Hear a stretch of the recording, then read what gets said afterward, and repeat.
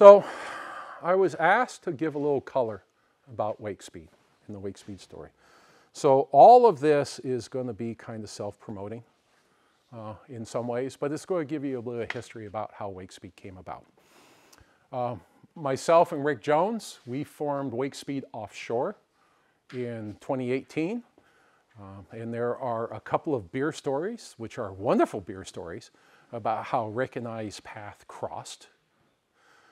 Rick, who chose not to join Balmar, had formed a company called Wakespeed with Michael Frost. Michael Frost is another person who is actually relevant here. He has unfortunately passed. He was the designer of the Balmar regulators. He is the guy who recognized the difference. And I'm sure there were a lot of people, but he was instrumental in delivering the products that recognized the difference between how you charge a starter battery and how you charge a house battery. And this is back in the 80s, Rick? Yeah. So when Balmar was purchased by a holding company, Rick and Michael did not go with that purchase. Sometime later, they got together and said, hey, we're clever people. What can we do? And they decided to make a very simple alternator regulator for the wakeboard community. It was very narrow focused. It didn't have to charge the starter battery so much. It didn't have to charge the house battery so much. What it had to do was drive those giant speakers. So they sold, and correct me if I'm wrong with some of these details, Rick, but they offered a kit that was a replacement alternator and a very simple regulator that we actually sold as the Wakespeed 100 for a period of time. Had two knobs on. What battery do you have and how much do you want to derate your alternator? That was it. Very targeted focus. The sad part of the story is that Michael passed before they could complete that product. Some period of time came around, and that's one of the beer stories. Rick and I's paths crossed. We formed Wakespeed Offshore in 2018. I finished that design of the Wakespeed 100. We productized it. There had been my cruise up the river where I figured out that the glossy magazine things didn't work. I had created something called the VSR, Very Smart Regulator, sometimes called the Arduino Alternator Regulator. It was an open source product because I retired and I didn't want to have a business. You know how that worked out. But that is where that technology came from. We formed Wakespeed Offshore. We commercialized that technology. That's what became the Wakespeed 500. We were widely accepted. I have said tens of thousands. I'm not going to tell you the absolute number, but I'll guarantee you we have sold tens of thousands of these products into various deployments, largely into the RV segment, and a significant portion of them in the 48 volts, followed by 24 volt installs. And almost a year ago, I think it's a year and like 4 days ago, we had been approached by Rick and I, and also you might hear this phrase, Thomason Jones Company. Wakespeed Offshore was a DBA. Wakespeed's a product brand. Thomason Jones Company, if you ever hear that, or TJC Micro, that was registered with the state of Washington, just to clarify any of that, if you care. We had been approached by a number of entities to procure the product. We had several people we were talking to. We had a number of hard offers on the table. We weighed the different choices. They were all very good offers. They were also, from a pure MBA standpoint, too early, because we probably should have been in business for another year to support our valuation. But these entities saw enough value in us that they made, they were willing to take a risk. And we chose to join Dragonfly Energy. That's who's here today. That's who Rick and I now work for. Dragonfly Energy, you might know, one of their brands is Battleborn. So they make the Battleborn branded battery. They are a lithium battery manufacturer. So now we've got Dragonfly Energy, which is the publicly traded company with the Dragonfly Energy, or the Dragonfly branded battery that largely goes to OEMs, the Battleborn battery, which is largely direct to consumer, and the Wakespeed Offshore brand, which is the Wakespeed Alternator Regulator. I'll just say from a personal standpoint, I'm very happy about this. It's been really great. The fact that we've got, you know, award-winning filmographers recording this session here today, and they can produce material, you know, for our products for us. I mean, this is a small company. We were literally at the point where we had to expand. We were looking at facilities in Anacortes. We were looking at hiring people. As a business, we are at that next step. So it was the right time for us, and we're very happy. I asked my wife what she wanted out of all this, and she said she just didn't want to have to push LEDs into the lid. So she got that. And here we are a year later, and we're very pleased. So that's kind of the business aspect background. Yes, ma'am. As you now are associated with these other brands and designs, is there cross-compatibility between those different batteries? Absolutely not. They're 100% different. I mean, it's the same answer to the question we had before. Different pointy-head peoples in Reno design things away than the pointy-head people in the Netherlands, than the pointy-head people in, you know, in these other states with the different batteries. And I'm the pointy-head person that knows how to manage the spinning rust. So yeah, there's absolutely no compatibility. But I will tell you, one of the aspects that was important to Rick and I was don't break Wakespeed. We had been very widely adopted. We support a large number of batteries. There's a lot of work and effort that goes into that, and we'll cover this more down the road. So that's an aspect that was important to us as we chose which of the offers to do. Okay. All right. Wakespeed 500. So I've alluded to this a lot, and normally I wouldn't put this in, but Kevin said that you guys wanted to hear this, so it's in. My wife and I, we retired on a 1961 45-foot Monk McQueen wooden trawler, Monk Senior design. It was the home for Christy and I. We moved on full-time in 08. We started doing the refit on it sometime in 2000. This was by choice. I think I was telling some people, or I don't know if I told you, but when I had my summer job in high school, I worked for a contractor as a gopher laborer, and I watched him, small business down in Portland, he built tilt-up buildings and stuff, and I watched him get a big stack of money and retire at 70 and die 2 years later. And I thought that was nuts. So I set a goal to retire early. In my late 40s was the 08 downturn. The company I worked for sat me down and asked if I would consider leaving them, and they slid a piece of paper across in front of me, and I pulled the paper and I went, I think we can make that work. So we retired in 08. We quickly started liquidating everything we owed. We sold our house just as the housing market was crashing. Probably one of the luckiest moments in my life. The second luckiest moment in my life is I cashed out my pension and invested in the stock market within 3 days of it being at the lowest point. So we lived the life. I'd read all the glossy magazines because I wasn't going to go camping. We have heating, we have a water maker, we have a washer dryer. You know, we've got everything that we would consider.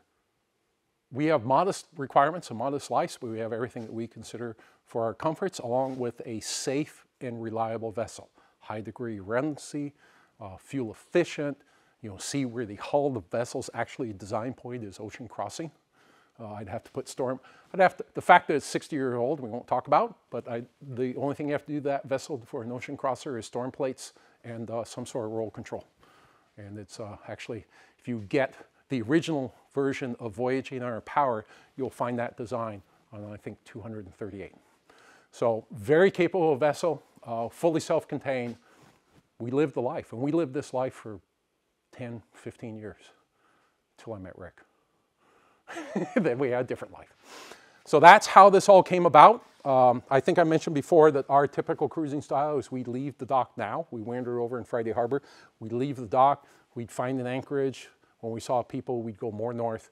We came in once a month for heavy provisions. Usually about 3 weeks out, we'd go to one of the outlying stations, see if we could get a little limpy, you know, celery or a mushy apple to have some sort of fresh. So that's what we lived. During our shakedown cruise, we cruised up the Columbia River, and Viking Star's actually been to Idaho. You can get into Idaho. about 100 yards. There's a bridge, they ain't gonna open. You can get more up the Snake River out of, I think it's Clarkston, into what they have, the Blue Bridge. And it would open, and if it did open, you could go probably another half mile. But apparently, I mean, this was in, this was in the mid-2000s. Apparently, at one point, they had lifted that bridge, and when they tried to put it back down, it wouldn't go down again. So the city said, I don't care that this is navigable waterways, we ain't lifting the bridge. So there's a marina on the other side, on the north side of that bridge. Their cruising ground is like 2 miles. That's all they could do unless they had a truck to get all those big boats out of there. So we've been up to Idaho. We've been as far as you can go up the Columbia River. Another interesting tidbit, when you get far enough up the Columbia River, you'll notice the official government charts change. The nav charts, all of a sudden, don't have depths on them. Happens to coincide with where the Hanford plant is. They have depths up to the most downriver corner of it because there's a big dock there. Everything above it, there's nothing there. Kind of funny. Talking to the locals, you could go another 3 or 4 miles upriver before it came free. You still had lake effect for another 3 or 4 miles, so you could go river, but we chose not to. So that's what we did. During that cruise, we were 6 weeks away from the dock, is when I, as a retired EE and CE, figured out that that glossy magazine thing I had installed, sold to me by a really good marketing guy, didn't work. We probably had a slightly more demanding need. We had large batteries. We depended on those batteries. We were away from the docks for long periods of time, but it would chronically undercharge the batteries. It would enter float mode when the batteries were at about 85% state of charge. My solution during that shakedown cruise was to literally turn the engine off, then restart it.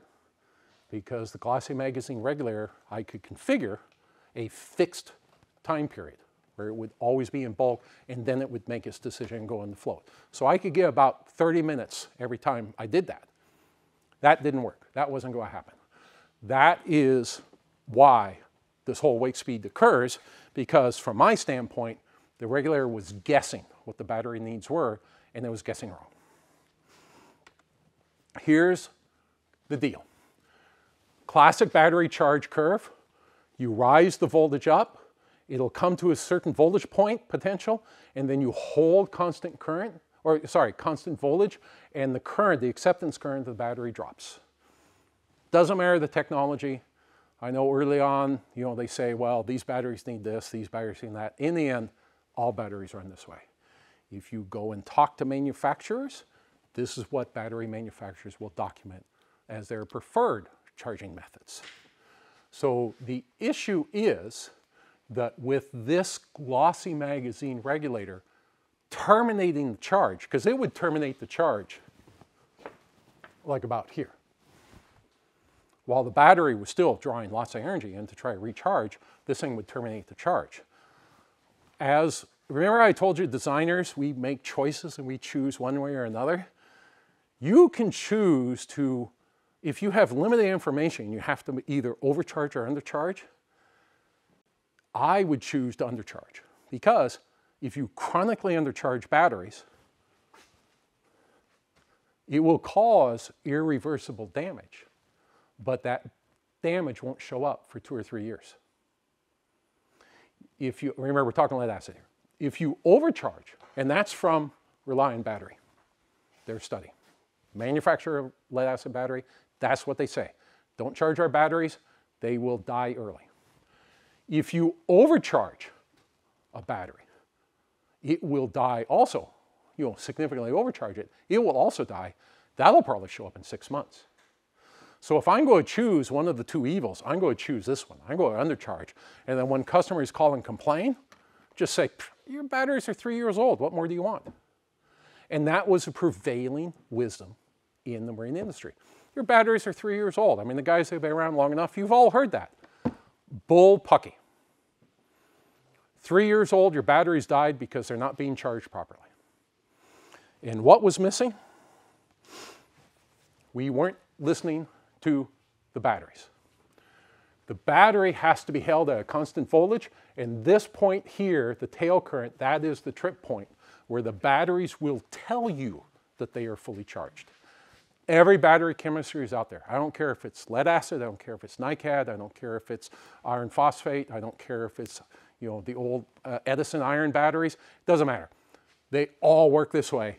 You bring them up to your charge point, you hold that tail current, and when it reaches that threshold, you know that you have reached the, you have reached a fully charged battery. And that is the first and fundamental difference on the Wakespeed 500. We simply added monitoring of the battery current. We would monitor what the tail current is. We wouldn't guess. We wouldn't look at the field drive as a proxy, because if you look at the field drive, you don't know if that energy is going to a hairdryer, to the battery. You just don't know. By monitoring the tail current, we knew what was going on with the battery. The battery would tell us what its needs is. And we could either continue charging and the battery's fully charged, or if we left the dock with a fully charged battery, we could realize it within a minute and stop charging and not damage the battery by overcharging. That's the first and foremost difference of the Wakespeed 500.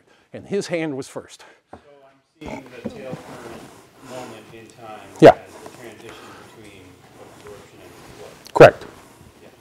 And every battery manufacturer, that's their preferred. They'll have other approaches. If you have a voltage-only charge, they'll have ways that you charge it. If it's even more rare is a constant current charging source. You don't see those very often. But some, like Penn, they'll publish those type of curves. This is the preferred way. Every one tends to be 1 to 3% of battery capacity is what we've seen. That's the trigger point. That's when you know the batteries are full. So this is really brilliant because the battery is telling the charger what to do, not the other way. Exactly, we listen to the battery. Go figure. The battery knows what it wants. Why don't you listen to it? It's like, how many of us are married? What's the smartest thing in the world you can do? Listen to your wife or guess at what she wants? We simply listen to the battery. Well, tell your wife what she wants. Oh, then you get guys like me on the Columbia going, this peel, right? Yes, sir. Could you describe trail current a little bit more? Yeah, so tail current, there's different words that are used. Tail current is sometimes used, threshold current is used. What it means is that as the chemical reaction happens in the battery, as the battery is reaching its full state of charge, there's less opportunity to have that chemical reaction. The voltage is the push. That's what's forcing that reaction to happen. And if there's less opportunity for it to happen, you get this trailing current coming down. So they'll... Well, it's a causal. I mean, we have the voltage providing the push. We're saying, here's more food, eat it. And the battery's saying, nah, I'm kind of full. I don't want to eat this much. So as it gets fuller and fuller, and this is where you got to get the PhDs out of the room to talk about what's really happening at a chemistry level. But as the opportunity for a chemical reaction to happen diminish at a certain potential applied to the battery, the acceptance current will be lower. Acceptance current, you can call it. Some people call it tail current. The real key is this point right here. When you've reached that, and every battery manufacturer is different. When you've reached that 1 to 3% of battery capacity, which by the way is why the Wakespeed has to know how many amp hours of battery you have, so we can calculate that. That's when the batteries are telling you, I'm full. And you're looking at that moment when the decrease in amount of charge drops off precipitously from the earlier decrease that it was already experiencing? We don't look at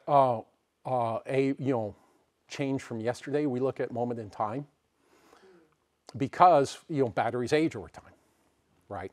So even if you've set something up, so there are other, and I'm trying to finish up here because it's time for a break, but I'll finish this particular topic.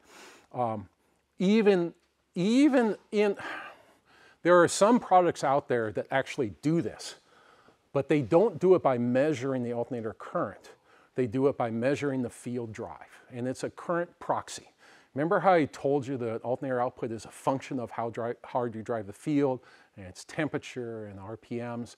Well, in a controlled environment, you can take all that information and you can know how many amps are coming out of the alternator. So there are some products out there that say, hey, we'll just look at field drive. Because all the time we're doing this, we're going from like 100% field drive here. And then now we're at like 90%, 80%, 70, 60, 50, 40, 30, 20% field drive. So we'll let the customer install a threshold that says, when you get the field drive, battery's full. It's an indirect way. It's a proxy. It works great in the lab. Doesn't work in the real world because batteries age. So that 10% or that 20% drive is good today, but 3 months from now may not be good. Temperatures are different. Somebody started a washer dryer. We would do this often with Viking Star. We'd come in for heavy provisions because I didn't like listening to water makers. So we'd do a load of laundry, start it up, we'd go get our groceries. But it takes hours to do that load of laundry and drying, and I didn't want to stay tied to the dock. So we'd do our laundry, top off the water tanks, and then we'd pull away from the dock. Well, guess what? We're also using the cheap electricity on shore to charge the battery. We pulled away from the dock with 100% charged batteries, drawing 150 amps out of the alternator. If you're doing a field proxy, because to get that 150 amps out of the alternator, we're probably 80% drive on that alternator. If you're doing a field proxy measurement, that alternator thinks you're way up here. It doesn't know that is going to the dryer instead of the battery. So it's going to keep charging the battery. Even though the battery's only taken a small percentage, guess what? You're overcharging your battery. You're damaging your battery, which is why a lot of these field, ones that try to infer what the battery is doing, they'll have a timeout. So it was really a very simple problem. All you gotta do is listen to the battery. And that is the first and fundamental change that the Wakespeed technology offers. We fully instrument the battery and we listen to it. We let the battery tell us what to do. We don't tell the battery what it should get. So let's go ahead and take our break. And then next, we get to dive into the Wakespeed regulator itself, what it is, and how to set it.